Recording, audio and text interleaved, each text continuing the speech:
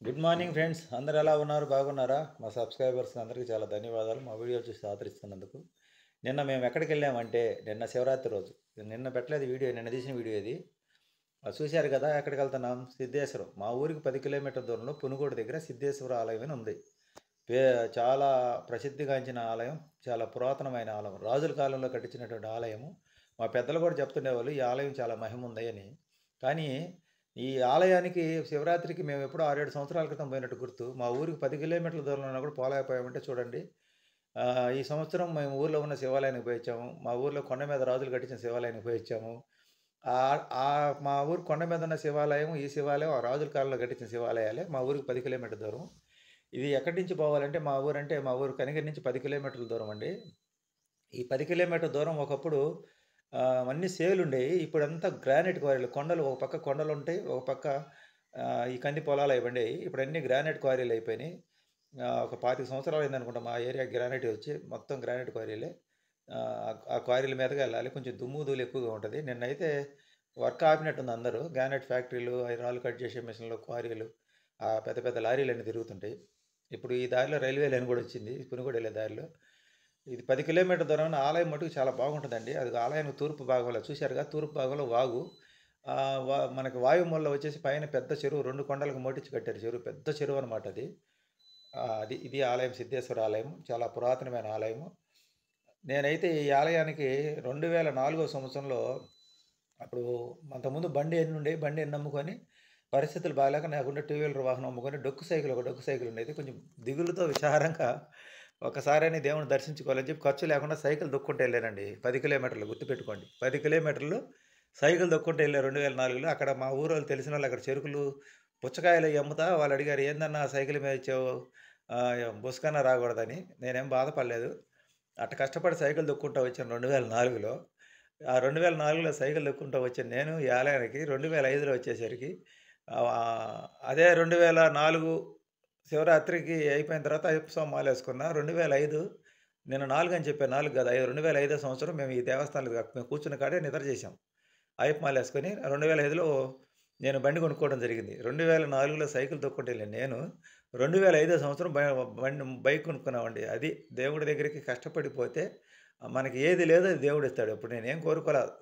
నా కష్టాలు ఇలా ఉండయి అని చెప్పి అట్నే కొంచెం అందరూ బాగా సంతోషంగా సరదాగా వెళ్తుంటే నేను మటుకు ఆ డొక్కు సైకిల్ దొక్కుంటూ వెళ్ళాను. 10, 20 కిలోమీటర్లు. చూడండి, మనకి అవసరము, పరిస్థితులు బాగాలేనప్పుడు భగవంతుడు చాలా దగ్గరగా ఉంటాం మనం. పరిస్థితులు బాగున్నప్పుడు దేవస్థానాలకు పోయినా భగవంతుడికి మనం దగ్గరగా ఉండలేము. పరిస్థితులు బాగలేనప్పుడే దేవుడు యందు మనకి భక్తిభావం పెరిగితే దేవుడు కూడా మనల్ని కనిపెడతాడు. మీరనుకుంటారు భగవంతుడు అందరూ గొప్పోళ్ళనే చూస్తాడు, మనలాంటి వాళ్ళని చూడడని. కానీ బాధల్లో ఉన్నోడికే దేవుడికి ఎక్కువ ఇష్టము, గుర్తిస్తారు. ఈ దేవస్థానంలో దర్శనం చేసుకొని బయటకొచ్చాం సిద్ధేశ్వర ఆలయం నుంచి. చూశారు కదా, కామధేనువు ఎన్ని ఉంటాయి. ఈ భిక్షగాళ్ళు మటుకు చాలా ఎక్కువైపోయారండి. అయితే ఈ కాషాయ వస్త్రాలు వేసిన వాళ్ళందరూ సాధువులు కాదండి. నేను మొన్న కనుక్కున్న వాళ్ళందరికీ ఫ్యామిలీస్ ఉండయి. ఇది భిక్షాటనకి ఇదొక ఎంచుకున్న మార్గం వాళ్ళు. మనం అనుకున్నాం కాషాయ వస్త్రాలు వేసుకున్నారు అన్నీ వదిలేశారని. మొన్న ఒకతన్ని కనుక్కున్నా. స్వామి అన్నీ వదిలేశారని. లేదండి, మేము సాయంత్రానికల్లా మేము భిక్షాటన చేసుకొని సాయంత్రానికి ఇంటికి వెళ్ళిపోతాం. మాకు ఇల్లు, వాకిలి, పిల్లలు అందరూ ఉండాలని చెప్పారు. అప్పుడు కానీ నాకు అర్థం కాలేదు, వీళ్ళందరూ మొత్తం వదిలేశారు అనుకున్నా. ఇది కలియుగంలో ఇలాగే జరిగిద్ది అని మనకు బ్రహ్మంగారు కాలజ్ఞానంలో చెప్పారు కదా, అలాగే జరుగుతుంది. అక్కడ చిన్న పిల్లలు మనకి ఎక్కడ పోయినా అందరం వెంటబడి డబ్బులు అడుగుతుంటాయి. ఇవ్వటం తప్పేం కాదు కానీ మన దగ్గర చిల్లర ఉండాలి కదా. అప్పటికి మేము ఇంటి దగ్గర నుంచి తీసుకెళ్ళాం, చిల్లర ఇచ్చాము సాధ్యమైనంత కాడికి. మనం అక్కడ అన్నీ అయిపోయిన తర్వాత చూశారు కదా, అదంతా ఓపెన్ ప్లేస్. రాత్రికి వచ్చేసి ఇక్కడ జాతర జరిగింది. ఇదిగో ఈ మిఠాయిలు చూశారు కదండి, మిఠాయిలు, పాల బెండ్లు. ఇదే మా ఊరు ప్రత్యేకత. పూర్వం మా ఊర్లో ఎట్నే రోడ్ల మీద పెట్టి అమ్మేవాళ్ళు. ఇప్పుడు తగ్గించారు. ఈ తిరణాల్లో కనపడతాయి ఈ మిఠాయిలు, కారబుద్ది ఇవన్నీ. ఈ కొబ్బరి బొండాలు, ఈ బొమ్మలు ఇవన్నీ. ఇక్కడికి పోతే ఒక రకమైనటువంటి తిరణాలంటాం కానీ, తిరణాలకు పోతే మన మనసంతా ఒక రకంగా అయిపోయిద్దండి. అదొక పాటలు, డీజే సౌండ్లు, ఆ! అసలు ఈ చెరుకు గళ్ళు ఇయన్నీ చూస్తే, ఈ బొమ్మలు, పీకలు దేవాలు, మన బాల్యం గుర్తు చేసే తిరణాలు. ఒక సందడిగా ఉంటది. ఒక కొత్త ప్రపంచంలోకి ఆ! వెళ్ళినట్టు. ఒక కొత్త ప్రపంచంలోకి వెళ్ళినట్టుంటది. మనం ఎప్పుడు పోయేకాడికన్నా తిరణాల సమయంలో వెళ్ళండి. మీ మనసు చాలా బాగుంటది. పిల్లలు చూడు ఎలా ఆడుకుంటున్నారక్కడ. పిల్లలు ఆడుకోవడానికి ఏర్పాట్లు చేశారు. చూడండి, ఎగిరెగిరి దూకుతున్నారు పిల్లలు. పిల్లలకైతే ఇంక ఎలా ఉండమంటే అలా ఉంటది సందడి. అయితే కొంచెం జాగ్రత్తగా ఉండాలి తిరణాలకు పోయిన కాడ. హ్మ్. అది అక్కడ సాయంత్రం ఏదో ఏర్పాటు చేశారు ప్రోగ్రామ్‌లు. మేమైతే నైట్‌కి లేము. దర్శనమైతే దర్శనమైతే చేసుకొని బయటకొచ్చాం, చూసాం కదా. పిల్లలు ఎలా సరదాగా బాగా ఎంజాయ్ చేస్తున్నారు. ఈ తిరణాలంటేనే ఒక ప్రత్యేకత. అక్కడ చాలా సందర్శనంగా ఉంటది. ఆ పీకలు ఇవన్నీ గూడా మన బాల్యం గుర్తుకొస్తది. ఆ పాత సినిమాలో పాటలేస్తారు. ఇంతకుముందైతే రికార్డ్ డాన్స్‌లు అయన్నీ ఇప్పుడయి తీసేశారు. ఇప్పుడు మామూలు ఏ కార్యక్రమాలు పెడుతున్నారు. టెంట్‌లయ్యి. మేమైతే సాయంత్రం పూట ఇంటికాడ నుంచి 4:30కి బయలుదేరాం. 5 గంటలకల్లా దేవుడి 5, 5:15 కల్లా 5:30 దేవుడి దర్శనం చేసుకొని బయటకొచ్చాం. అప్పుడే పొద్దు కొండల్లో పడుతుంది చూశారు గదా! ప్రశాంతంగా చల్లగా ఉంది. ఈ బుడకలు ఇవన్నీ చూశారుగా చాలా అక్కడ ఏర్పాట్లు బయట నుంచి వచ్చి పెట్టేశారు ఇయన్నీ బంకులన్నీ. ఇక్కడ మామూలుగా అయితే ఇది గుడి ఊరి చివరన ఉంటది. ఊరుండదక్కడ. సెపరేట్‌గా శాలల్లో ఉంటదండి. పొలాల్లో ఉంటది గుడి. ఊరికి 2 కిలోమీటర్లు ఇంచుమించుగా 1.5 కిలోమీటర్ అంత దూరంలో ఉంటది ఈ గుడి. అటు చూస్తే కొండలు, ఆ కొండల 2 మధ్యలో మట్టించి కట్టిన చెరువు. మేమైతే దర్శనం అయితే చేసుకొని ఇలా బయటకొచ్చాము. ఇయన్నీ చూస్తా ఉన్నాం. బండి తీసుకోవడానికెళ్తున్నాం. అక్కడికి చెరువు కాడికెళ్దామని. అది అక్కడ బండి పార్క్ చేశామండి. ఇక్కడ మళ్ళీ ఇక్కడ ఏదో ఉందొక ఏవో అక్కడేదో పూజలు జరుగుతున్నాయి. సత్రాలేవో ఉండయి. పూజలు జరుగుతాయి. ఎవరియి ఆళ్ళకుంటాయి కదా! సత్రాలిక్కడ. అటొక సత్రం, ఇటొక సత్రం ఉంది. ఇక్కడేవో పూజలు జరుగుతున్నాయి. ఈ దేవస్థానం అయితే అతి పురాతనమైన దేవస్థానం. చాలా మంచి పేరు గలది. మా జేజనాయన మా పెద్దోళ్ళు కూడా చెప్తుంటాడు. సిద్ధేశ్వరం పోయిరండి బాగుంటదని. శివరాత్రికి మామూలు రోజుల్లో ఎవరు ఉండరు. ఇక్కడ సోమవారం రోజే ఉంటది. ఇయన్నీ చుట్టూతా చెప్పాను కదా! పచ్చని పంట పొలాలు. కొంతమంది వరి కోశారు. కొన్ని చోట్ల ఇటు పక్క కోశారు. ఇటు పక్క వరి ఉంది. అంటే ముదురు పైరు కోశారు. లేత పైరు ఉంది ఇంకా. అది పంట మీద ఉంది. చూసారా? మేము చెరువు దగ్గరికైతే వెళ్తున్నాము. అక్కడ ఒక ఆశ్రమం ఉందండి. అక్కడ ఆశ్రమం ఒకటుందక్కడ. ఆ ఆశ్రమం దగ్గరికైతే ఈరోజు ఎళ్ళలేదు. ఇదంతా వరి కోశారు. ఈ పొలాలు చూస్తే మా పొలాలు 2004కు ముందు మేము ఇట్నే వరి పండించేవాళ్ళం. మాకు ఆ రోజులు గుర్తుకొచ్చి చాలా బాధ కలిగింది. సరే ఇంక ఆనందాన్ని ఇట్ట తీర్చుకుంటున్నాం. ఇట్నే పంట చూడండి. వరి కోతకొచ్చింది. అటు పక్క కోశారు. ఇటు పక్క కోతకొచ్చింది. బాగా పంట బాగా పండింది ఈ సంవత్సరం. వర్షాలు పడినియి. ఆ చెరువుకి నీళ్లొచ్చినియి. అది పెద్ద చెరువు అనమాట. 2 కొండలకు మడిచి కట్టించారు. ఆ చెరువు దగ్గరికెళ్ళే దారి ఇది. అది ఆ కొండ పక్కనే ఉంటది చెరువు. ఆ చెరువు అక్కడికెళ్దామంటే అక్కడ చాలామంది కుర్రాళ్ళుండారు. అందుకని మేము పోలేదు.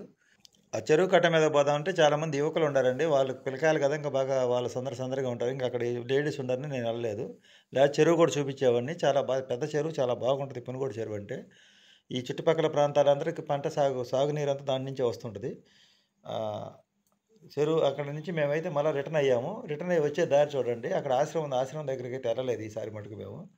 రిటర్న్ అయ్యి వచ్చే దారి పొద్దుగూకుమాట్ల సాయంత్రం 6 గంటల సమయంలో మళ్ళా గుడి దగ్గరికైతే వస్తున్నాం మేము. గుడి దగ్గరికి వస్తున్నాము. ఆ చెరువు కాడికి పోయి రిటర్న్ అయ్యి గుడి దగ్గరికి వస్తున్నాం. చూడండి ఈ ఓపెన్ ప్లేస్ అంతా చాలా బాగుంది ఇక్కడ. ఇక్కడ పైర్లన్నీ కోసేశారు. గుడి ముందు ఓపెన్ ప్లేస్‌లో ఒక స్టేజ్ ఏశారు.